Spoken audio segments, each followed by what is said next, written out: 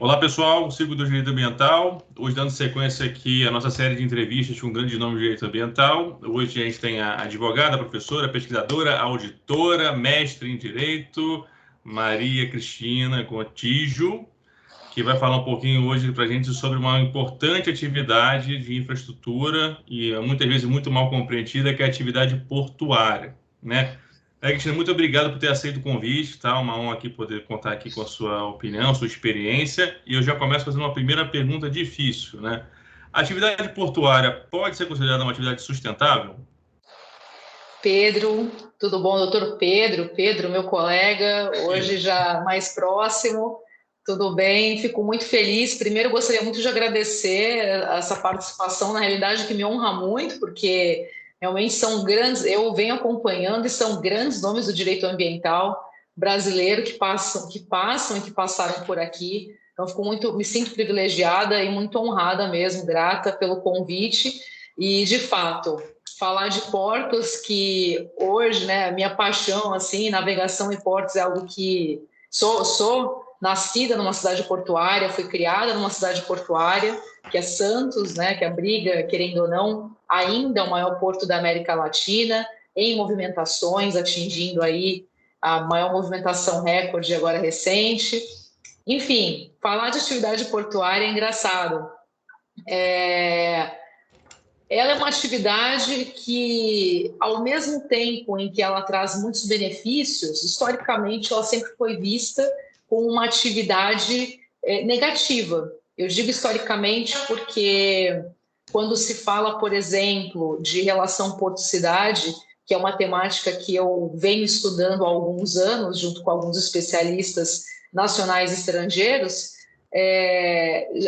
historicamente, as pessoas que moravam em cidades portuárias, como, por exemplo, Marselha, na França, cidades que abrigavam portos importantes, Holanda, Hamburgo, na Alemanha, essas cidades eram cidades vistas como cidades, como locais insalubres, locais com bordéis, locais com problemas sanitários, né? A vinda da peste, enfim, tudo isso era muito associado aos portos e à movimentação de pessoas. A própria atividade do marítimo, do marinheiro, do seafarer, é uma atividade considerada insalubre. A atividade do portuário, do estivador, é a mesma coisa. Então, de fato, tanto pelas questões sanitárias quanto pelas questões ambientais, o porto ele nunca foi visto da maneira como deveria ser visto, ao meu ver, porque é pelo porto que chegam as riquezas, é pelo porto que se movimenta a economia, é pelo porto que chegam os remédios. Então, a atividade logística, quando a gente fala eu falo a gente, né, quando quem atua na área fala da navegação,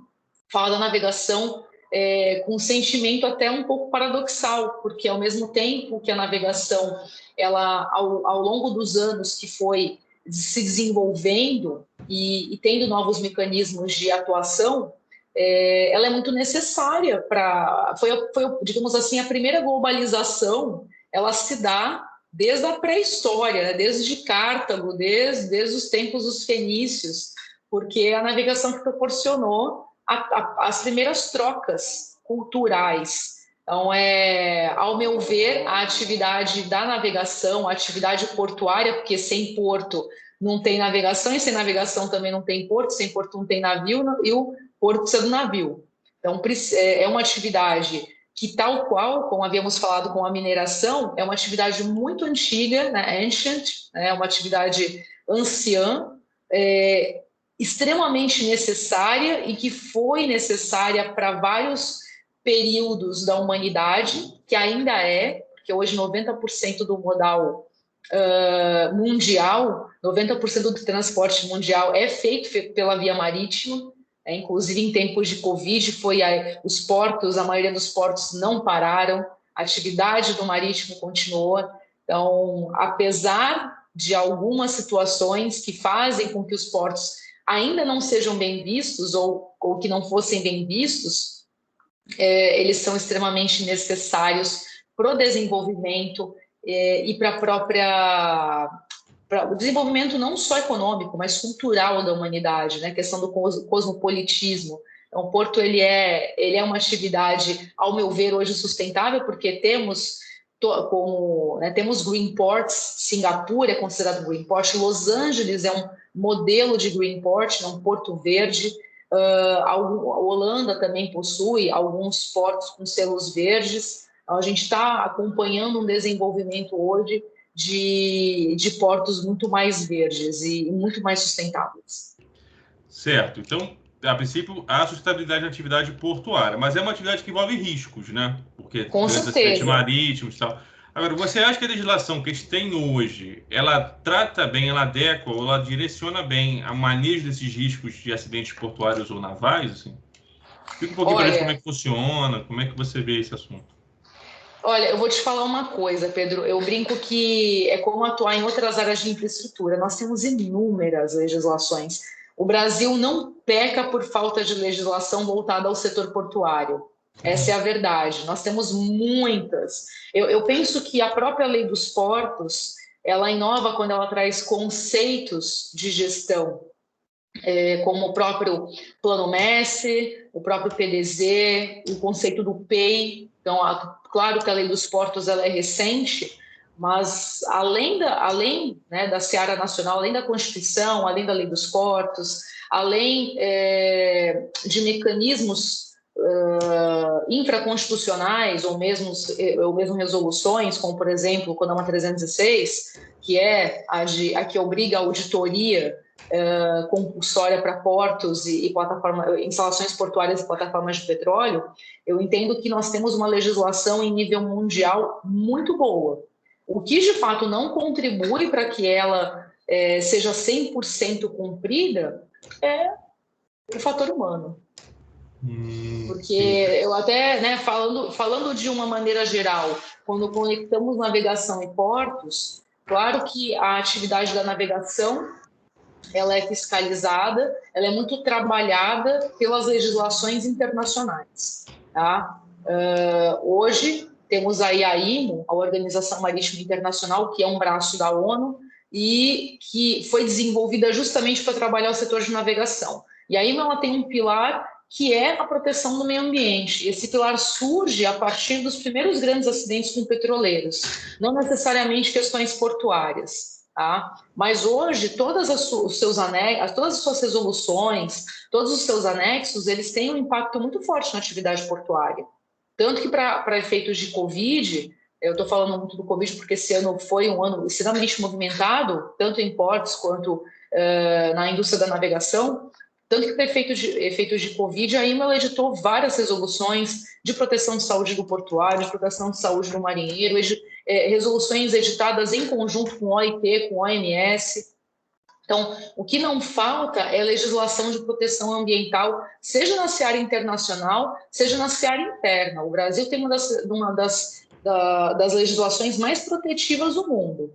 Agora, ao meu ver, o que de fato atrapalha um pouquinho, às vezes, não é só a atuação, não é só o fator humano, a falha humana, porque a atividade de navegação, atividade marítima e atividade portuária, que são duas atividades que se complementam, mas não são a mesma coisa, elas estão 100% sujeitas à falha humana, principalmente no que diz respeito à segurança ocupacional e do trabalho, e questões ambientais controladas por seres humanos. Isso é inerente à atividade.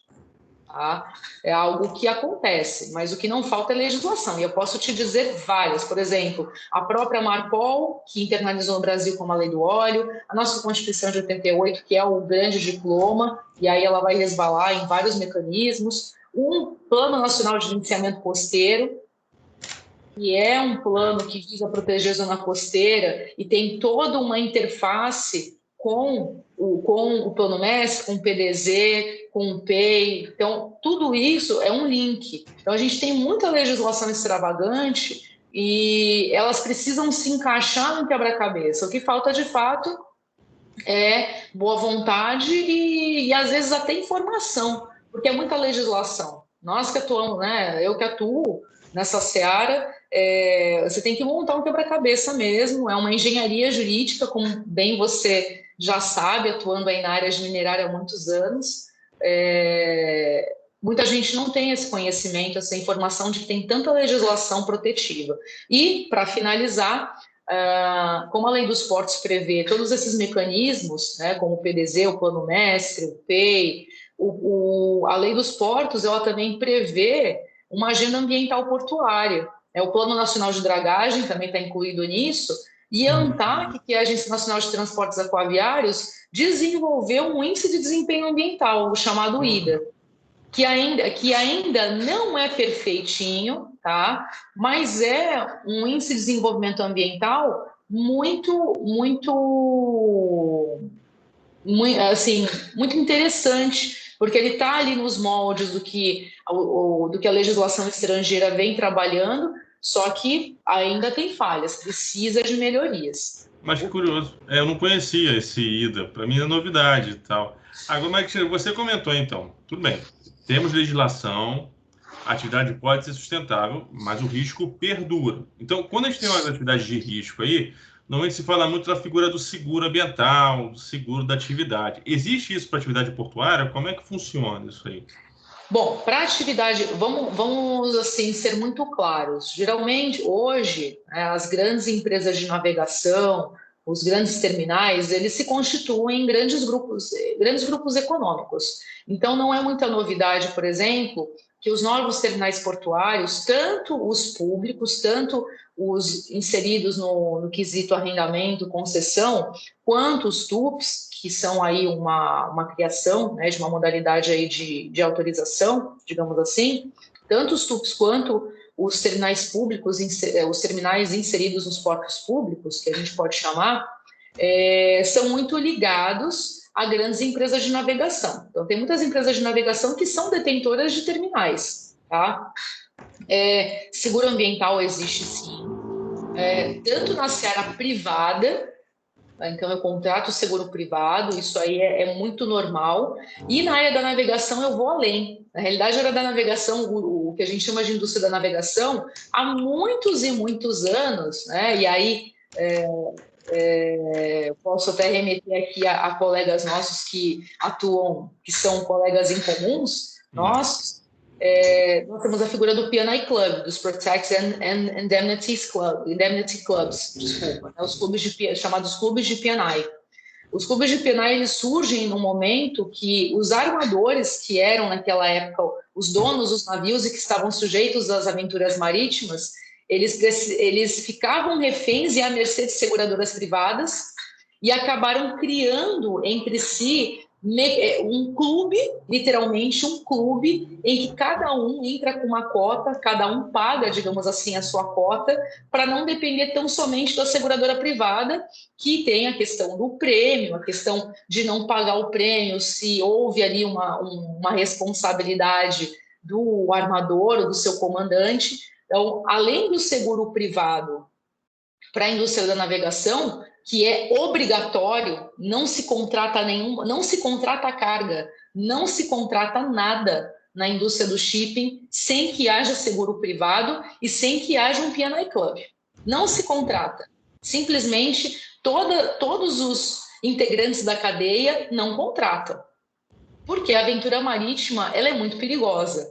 E na seara portuária, que querendo ou não se encaixa dentro dessa... se encaixa, que faz o link com a navegação, não é diferente. É claro que eu não tenho, por exemplo, como os armadores têm, um P&I Club para os terminais portuários brasileiros. Porém, há modalidades de seguros que são contratadas sim, porque existe um risco muito grande. Né? Então, eu faço essa analogia com o P&I Club, por quê? Porque, ao meu ver, é a forma mais organizada entre stakeholders privados, para mim, é a mais organizada na Terra. Se todos os agricultores, se todas as empresas de mineração tivessem um clube de proteção e indenização mundial, nossa, seria incrível. Por quê? Porque justamente sabendo que um dano ambiental pode ir para $1 bilhão, a recuperação pode custar $1 bilhão, caso, por exemplo, do Exxon Valdez, o P&I Club muitas vezes vai suportar até 500 milhões ou até 600 milhões. Dependendo da cobertura ambiental, o P&I vai suprir, porque se a seguradora privada não pagar, o P&I supre. Mas para a área portuária, dificilmente não se contrata seguro, dificilmente. Tá? Entendi. Não, olha, muito interessante, Maria Cristina. Então, assim, vimos então que tem sustentabilidade, tem legislação que não falta e tem já instrumentos econômicos para prevenção desse risco. Bom, faça suas considerações finais aí. Tá. Falei, ia ser super objetiva, né? Mas eu digo que a atividade, tanto a atividade da navegação quanto a atividade portuária, são atividades que precisam de fiscalização? Sim, precisam de muita fiscalização. Principalmente quando se fala em portos mais antigos, quando se fala em portos que estão ali próximos às cidades. A gente não está falando de porto offshore. Tem porto, por exemplo, que fica a 10 quilômetros de um centro de uma cidade, 20 quilômetros. Porto de Beirute, praticamente a cidade inteira explodiu. Por quê? Porque o porto é colado na cidade. Santos, aqui, a minha sala é praticamente de frente aqui para o Porto de Santos. Eu estou a 500 metros, 1 quilômetro, né? Vamos lá, vai 2 quilômetros que eu estou aqui do porto. Então, tem prédios que estão a 600, 700 metros, residenciais, de um terminal graneleiro. Então, os mecanismos de fiscalização, eles são necessários, importantes, mas, ao meu ver, mais ainda, a participação de todos os entes federativos nesse processo. Geracom, você que estuda federalismo cooperativo, sabe que é muito difícil aplicar isso na prática. Mas, ao meu ver, algo que fez com que a atividade portuária perdesse um pouco de digamos assim, perdesse, né? Não digo perder, mas tivesse um pouquinho ali de problemas com a questão de sustentabilidade, é tirar a força dos CAPs, dos conselhos das autoridades portuárias. Por quê? Porque o município, querendo ou não, ele precisa ter voz nesse processo de sustentabilidade portuária, além do poder público federal. Porque se uma cidade está colada no porto, imagina eu colocar um terminal de granel líquido, do lado de um prédio residencial. Então, isso é necessário. Agora, demonizar o porto, demonizar a atividade portuária por conta de questões históricas ou mesmo de falta de informação é muito ruim. Muito ruim porque o porto é vida, tanto para o turismo, quanto para a atividade econômica, quanto para as questões culturais. Eu tive assim, a felicidade de sempre conviver com pessoas que trabalhavam no porto, então a conhecer pessoas de outros países. Em Santos, por exemplo, eu falo muito de Santos porque eu estou em Santos, mas Vitória, cidades Santa Catarina, Arco Norte que está se desenvolvendo, são cidades cosmopolitas, né? A própria Pernambuco, cidade de Pernambuco, Recife, uma cidade muito cosmopolita, mas Santos já foi chamada de a Barcelona brasileira, né? Por aqui aportaram os primeiros imigrantes japoneses, imigrantes italianos. Temos aqui uma sucursal que precisa ser revitalizada do Museu do Imigrante, da Casa do Imigrante aqui em Santos. Então, a atividade portuária, ela é vida, sim. Ela é sustentável em vários sentidos. Te agradeço muito. Isso, muito legal. Eu que agradeço. Aprendi várias coisas novas aqui. Tenho certeza que nossos ouvintes também aqui, telespectadores. Então, pessoal, isso aqui foi o Ciclo de Direito Ambiental, hoje com a super professora aí, Maria Cristina Gontijo, dando uma aula, que era uma entrevista que acabou vendo uma aula sobre sustentabilidade em navegação. Obrigada mesmo. Tá? Quem gostou, curte aí. Quem não gostou, reclama. Acho que vai ser meio difícil, porque foi muito legal mesmo. E nos vemos na próxima. Obrigado, pessoal. Tchau, tchau. Tchau, tchau.